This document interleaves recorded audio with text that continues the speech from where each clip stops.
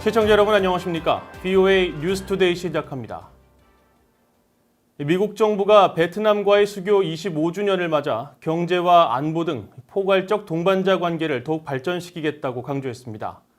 두 나라 간 교역 규모는 수교 후 171배가 됐고 안보 협력도 빠르게 강화하고 있는데 베트남과 북한 모두 미국과 끔찍한 전쟁을 치른 적대 관계였지만 현재 상황은 너무나도 대조적이라는 지적입니다. 첫 소식 김영권 기자가 보도합니다. 백악관은 미국과 베트남 수교 25주년을 맞아 지난 10일 발표한声明을 통해 도널드 트럼프 대통령과 웅우엔 푸총 베트남 공산당 서기장 겸 국가주석이 친서 교환을 통해 포괄적 동반자 관계를 확대해 나가기로 했다고 밝혔습니다. 평화롭게 번영하는 인도태평양의 비전을 공유하고 서로의 주권을 존중하면서 인적 교류 확대와 자유롭고 공정한 교역, 투자 보장, 군사 협력 등 전략적 협력 증대를 약속했다는 겁니다.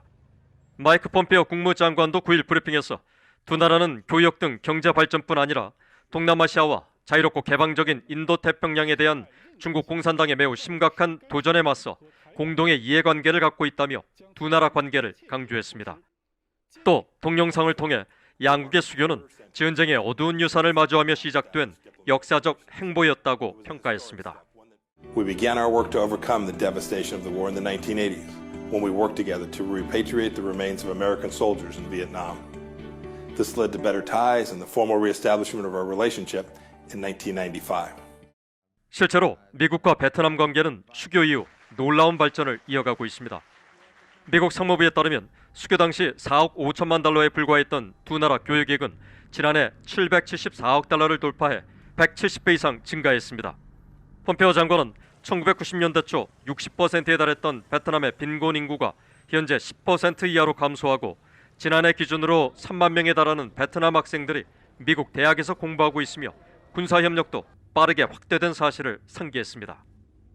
트럼프 행정부에서 칼빈슨 호가 미국 항공모함으로는 베트남 전쟁 이후 처음으로 다낭에 기항했고 3년 전 미국의 무기 금수 조치 전면 해제 이후 두 나라 군대가 안보 협력을 증대하는 방안을 모색하고 있다는 겁니다. You know, in the past, we were opponents on the battlefield. But today, our security relationship is all about cooperation. 이런 관계 발전은 극심한 경제난 속에 이념과 명분보다 실리를 택한 베트남 지도부의 도의머이, 즉 쇄신 결단이 있었기 때문에 가능했다는 지적이 나옵니다. 트럼프 대통령은 지난해 2월 하노이 미북 정상회담 전 북한에 베트남식 경제 발전 메시지를 보냈습니다. If you look at what you've done in a short time, he can do it in a very, very rapid time, make North Korea into a great economic power. 하지만 하노이 회담은 결렬됐고 김 위원장은 비핵화와 개혁 개방 대신 정면 돌파전을 선포한 채 자력갱생을 강조하고 있습니다. 유엔은 13일 북한 주민의 절반이 영양 부족에 시달리고 있다면서 심각한 상황에 처한 북한의 경제 문제를 재확인했습니다. VOA 뉴스 김영권입니다. 미국 국무부가 한국 전쟁의 영웅 백선엽 장군의 타계에 깊은 애도를 표했습니다. 모건 오테이거스 국무부 대변인은 14일 성명을 통해 미국은 백선엽 장군의 타계에 대해 한국 국민들에게 진심으로 조의를 표한다고 밝히고 백 장군은 한국 최초의 사성 장군이며 한국 전쟁 중 조국에 대한 그의 헌신은 오늘날 미국과 한국 모두가 지속하고 있는 자유와 민주주의의 가치를 위한 싸움을 상징한다고 강조했습니다. 성명은 또 백 장군은 외교관과 정치인으로 일하면서 그의 나라를 위해 매우 탁월하게 봉사했고 미국과 한국의 동맹을 구축하는 데 일조했다면서 함께 치렀던 희생의 정신으로 우리는 그의 봉사에 가장 깊은 애도와 감사를 보낸다고 밝혔습니다. 앞서 미국 백악관은 12일 국가안보회의 공식 트위터 계정을 통해 백 장군과 다른 영웅들 덕분에 오늘날 한국은 민주공화국으로 번영했다면서 경의를 표했습니다. 일본이 올해 국방백서를 통해 처음으로 북한이 핵탄두로 일본을 공격할 능력을 이미 보유하게 됐다고 평가했습니다. 또 북한 내적으로는 핵심 간부들의 숙청이 빈번하게 이루어지는 등 사실상 참모들의 재현이 불가능한 상태라고 지적했습니다. 김동현 기자가 취재했습니다. 일본 방위성은 지난 14일 공개한 방위백서에서 북한이 핵무기 소형화와 탄도화를 이미 실현했으며 탄도미사일에 탑재해 일본을 공격할 능력을 이미 보유한 것으로 보인다고 명시했습니다. 특히 핵무기 탄도미사일 탑재에 필요한 소형화는 상당히 어려운 기술력이 필요하지만 6차례 핵실험을 통해 북한의 핵무기 소형화 탄도화는 이미 실현 단계에 이르렀다고 지적했습니다. 일본 방위백서에서 처음 담긴 북한 핵무기의 일본 공격 능력 보유 내용입니다. 방위백서는 다만 북한의 대륙간 탄도미사일 ICBM에 필요한 운반 수단의 기술 획득 여부에 대해서는 계속 신중한 분석이 필요하다고 덧붙였습니다. 지난해 북한이 처음 선보인 사거리 600km와 400km의 세 가지 무기체계는 모두 고체 연료 기반의 신형 단거리 탄도미사일로 분류했습니다. 특히 일부는 저고도에서 변칙적인 궤도로 비행이 가능해 다른 나라의 미사일 방어 체계를 돌파하기 위한 목적이 반영됐다고 기술했습니다. 또 이동형 차량 텔은 중국과 러시아에서 수입한 차량의 개조 가능성과 함께 자체 생산 가능성을 배제하지 않았습니다. 일본 방위성은 이어 북한 내부 동향과 관련해 김정은 위원장을 중심으로 한 권력 기반 강화가 진행 중이라고 평가했습니다. 특히 빈번한 처형과 강등, 해임 등으로 간부들이 김 위원장의 판단에 다른 의견을 제시하기 어려운 상황이라면서 이 때문에 충분한 외교적 감안 없이 북한이 군사적 도발 행동에 뛰어들 가능성 등 불확실성이 증대되고 있다고 판단했습니다.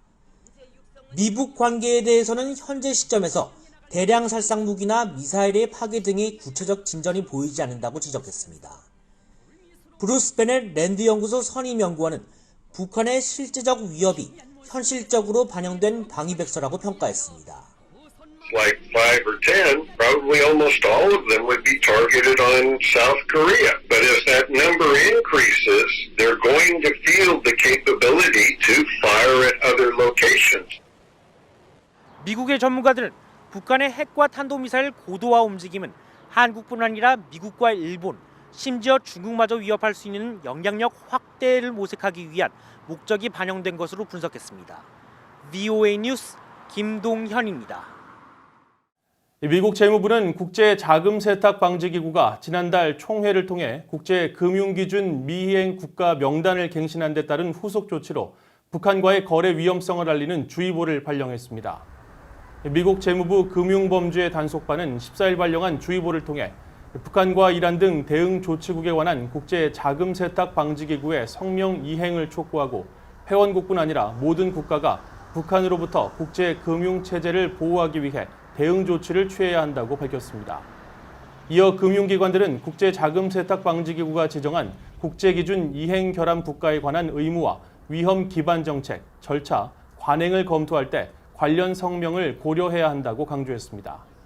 앞서 국제자금세탁방지기구는 지난달 열린 화상총회에서 북한에 대해 자금 세탁 및 테러 자금 조달 방지 국제 기준 이행에 중대한 전략적 결함이 있는 고위험 국가 중 가장 높은 위험 단계인 대응 조치국의 지위를 유지했습니다.